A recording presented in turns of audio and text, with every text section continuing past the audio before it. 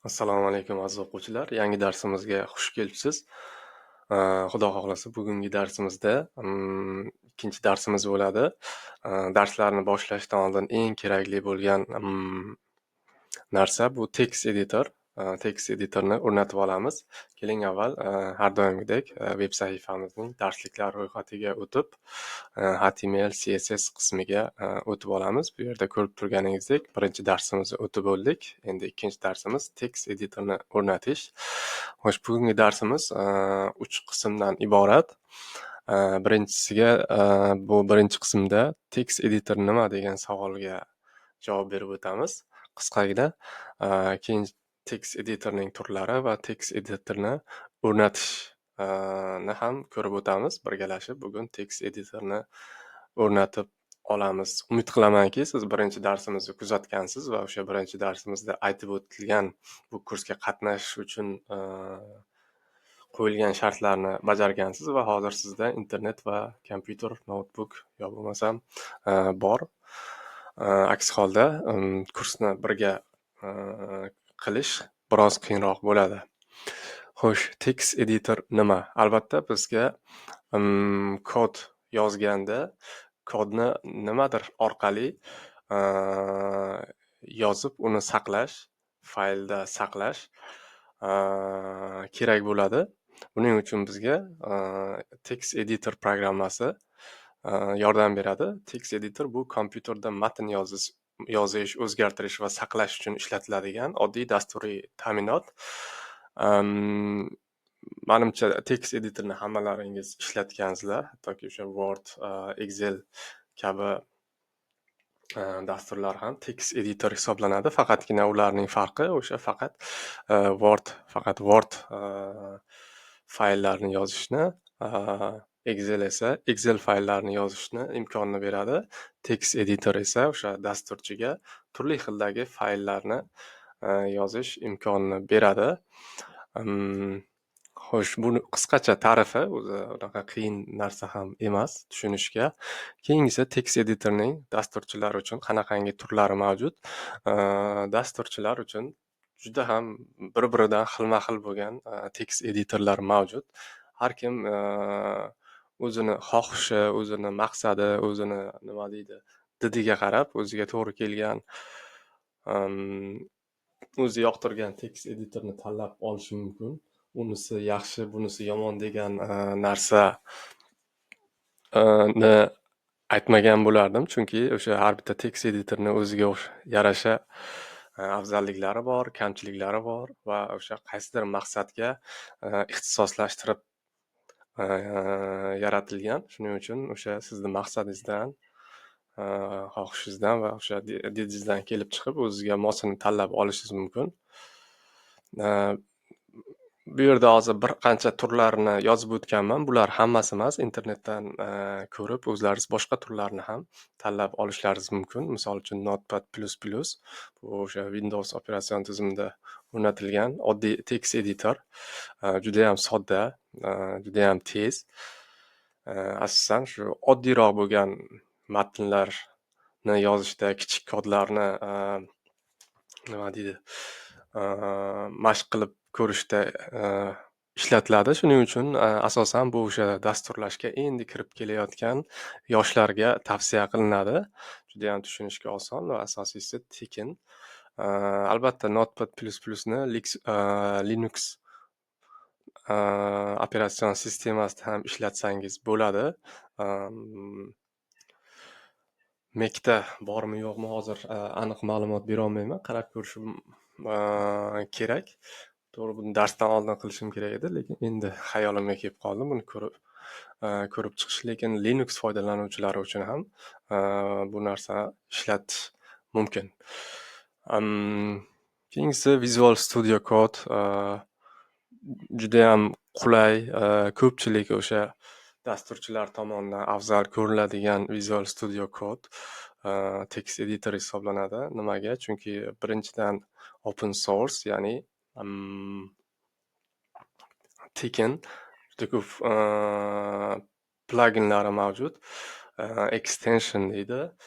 Ya'ni o'zining maqsadingizga mos xususiyatlarni qo'shib olishingiz mumkin va o'zizni xohishlaringizga text editorni moslashingiz mumkin. Hozir bu narsa tushunarsiz bo'lishi mumkin.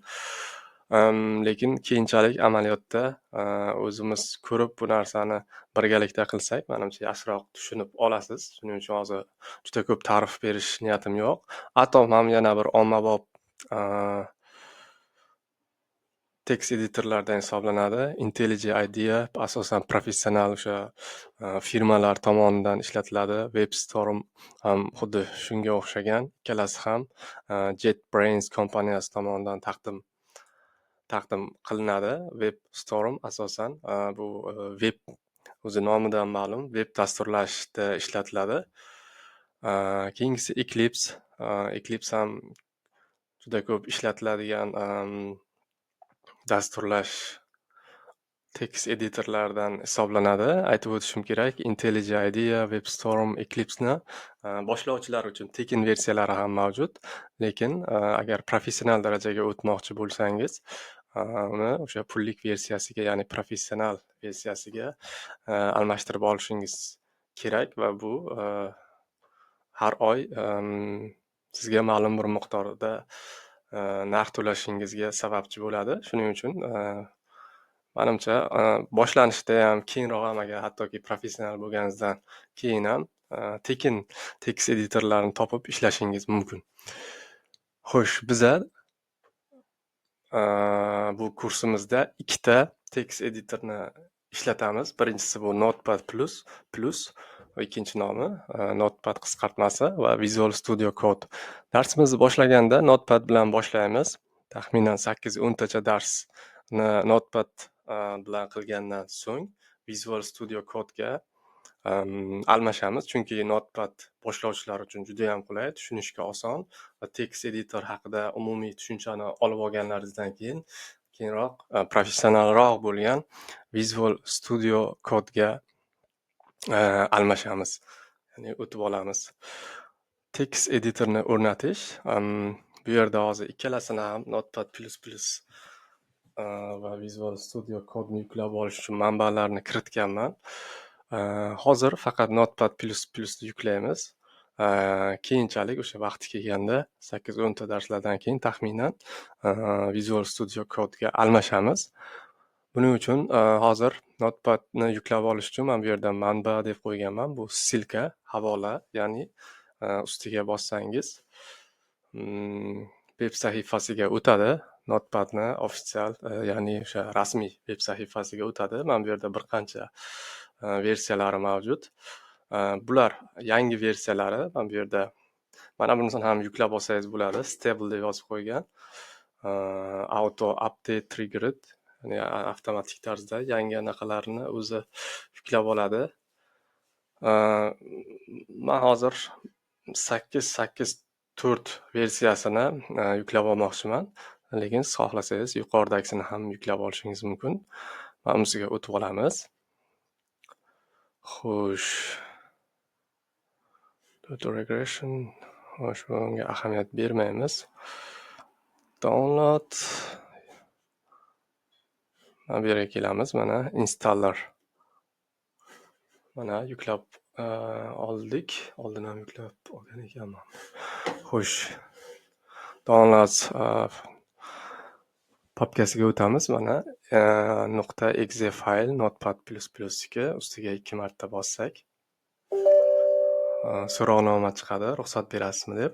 Shuni tasdiqlashingiz kerak. Keyin tilini tanlab olasiz. Keling, menimcha o'zbek tili bo'lmasa kerak. O'zbek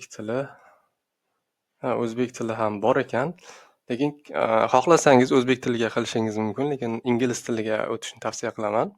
Keling, ingliz tilini bu yerda hozir tanlaymiz. Xo'sh, keyingi tasdiq keladi. Yana bir marta standartini qo'ysangiz ham bo'ladi. Bu kerak emas. Men buni belgilab olsangiz bo'ladi. Create shortcut on desktop, ya'ni ikoni o'sha рабочий stol, ya'ni o'sha ishchi stolda ko'rinib turadi. Qidirish shart emas. Xo'sh, mana ustanovka qildik. Man oldin ham buni ishlatganman. Shuning uchun bugun o'chirib tashlagandim, lekin baribir fayllarni saqlab qolgan ekan. Mana boshqatdan ustanovka qilishimga qaramay, eski fayllarni topib ochdi. Xo'sh, ko'rinishi mana shunaqa. Judayam oddiy. Buni qanaqa ishlashni endi keyingi darsimizda ko'rib o'tamiz. Bugungi darsimizda hozircha shular. Nasib bo'lsa, keyingi darsda ko'rishguncha xayr, salomat bo'ling.